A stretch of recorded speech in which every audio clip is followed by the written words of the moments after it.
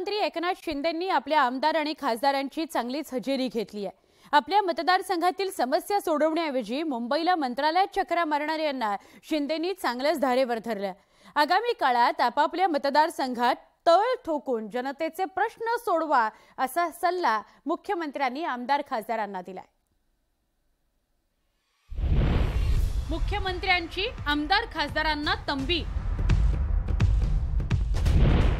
मतदारसंघात काम करण्याच्या सूचना। मुंबई वाऱ्या करणाऱ्यांना फटकारलं। राज्यात शिंदे सरकार सत्तेत येऊन जवळजवळ 1 वर्ष होत आलंय, तर लोकसभा आणि विधानसभा निवडणुकीला दीड वर्षाचा अवधी आहे।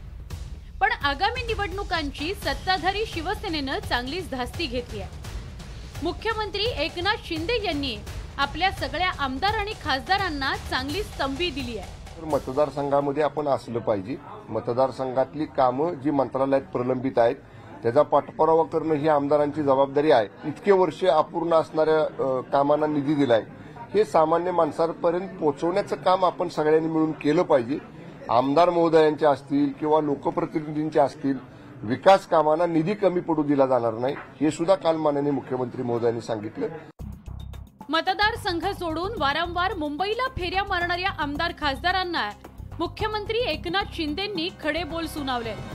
वारंवार मुंबईला फेऱ्या मारण्याऐवजी आपल्या मतदारसंघात तळ ठोकून काम करा अशा सूचना त्यांनी दिल्या आहेत।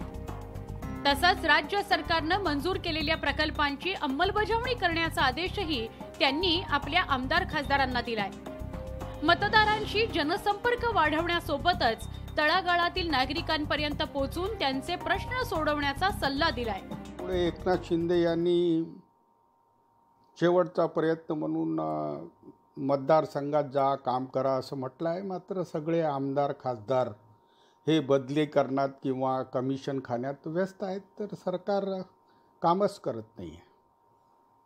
सरकारला जर वाटत असेल की ते फार पॉप्युलर आहे, तर त्यांनी नागपूर आणि ठाण्याची महानगरपालिकेची निवडणूक घेऊन बघून घ्यावं। खरं तर सगळ्याच राजकीय पक्षांना आगामी सार्वत्रिक निवडणुकीचे वेध लागलेत, त्यामुळे राजकीय पक्षांनी निवडणुकीकरता तयारी सुरू केली आहे। या पार्श्वभूमीवर मुख्यमंत्री एकनाथ शिंदेंनी आपल्या आमदार खासदारांना कानपिचक्या दिल्यात।